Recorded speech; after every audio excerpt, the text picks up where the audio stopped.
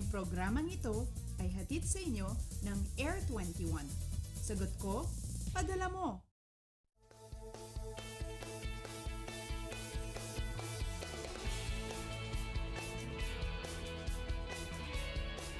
Good morning, June 20, 2015, and it's Saturday morning. Kamusta po ang gising? Bangon na and start your day early. Bukas, espesyal na araw po para sa mga haligi ng tahanan. Ano ho ba ang plano nyo? Dapat ngayon pa lang pinaghahandaan na yan. Minsan lang po ito sa isang taon, kaya dapat full effort ang pamilya. Kung part ng plano nyo ang mag-day tour, alamin muna ang aasahang panahon, kaya naman tutok na dito sa Panahon TV. Sa mga online, sabay rin kaming napapanood by live streaming sa www.ptv.ph.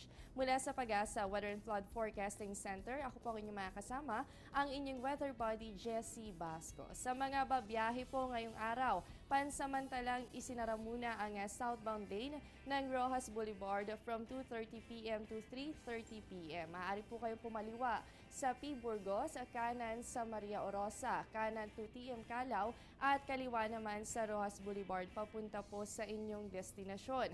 Asahan na rin ang mabigat na daloy ng trapiko mamayang hapon sa mga nabanggit na lugar. Ito po ay para bigyan daan ang ika-34 na anibersaryo ng Couples for Christ.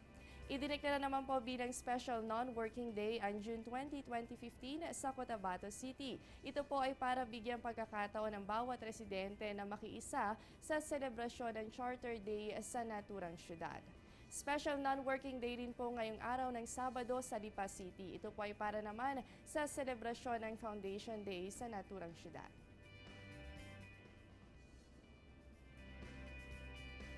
At bago po natin simulan ang ulat panahon, alamin muna natin ang mga weather system na umiral po sa ating bansa nitong mga nakalipas na araw. Base po sa ating weekly weather recap, makikita po natin noong araw na linggo ay nakaranas pa rin po tayo ng mainit na panahon sa hipuyan ng ridge of high pressure area. Pero pagdating po ng Lunes hanggang Huwebes ay nagpaulan naman sa malaking bahagi po ng Visayas at Mindanao at ilang bahagi rin po ng Luzon. Itong tinatawag natin na Intertropical Convergence Zone o ITZC. Kahapon naman po yung naranasan nating panahon ay umiral pa rin po itong Intertropical Convergence Zone. Dito pa rin po yan sa may Visayas. So nagdala po ito ng mga pag-ulan sa malaking bahagi po ng Visayas kasama ang Mindanao at ilang bahagi po ng Southern Luzon.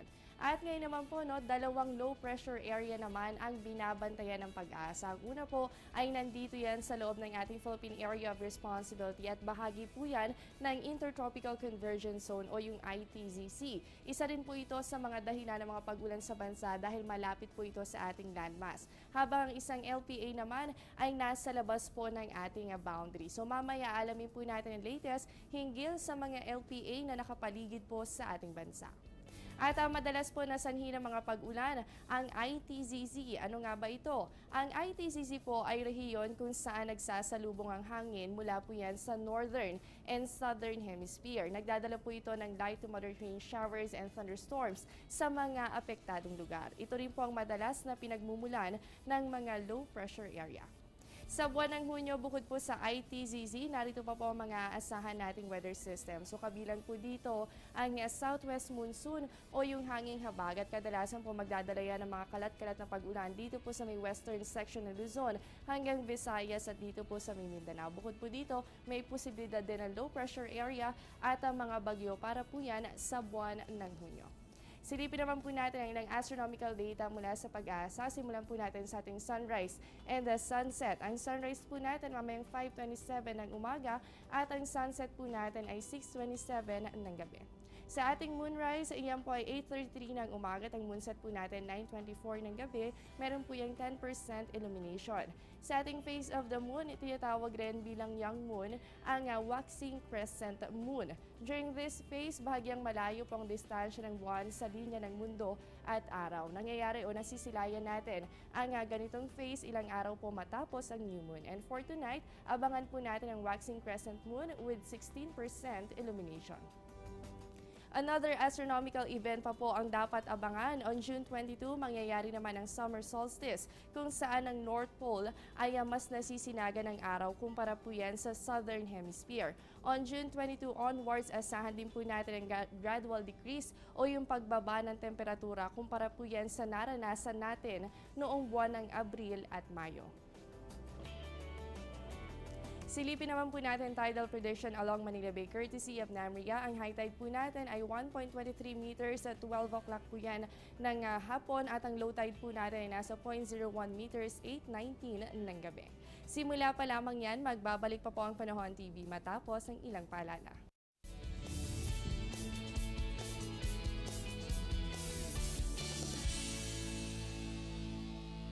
Air 21 introduces a new way of rewarding. The Air 21 Purple Rewards for consignees. Recipients will earn points upon receiving a package.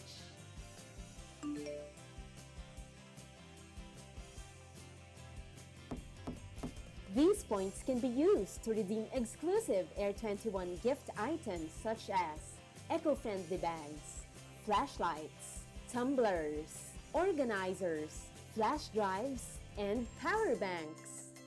The Air 21 Purple Rewards, thrilled with surprises!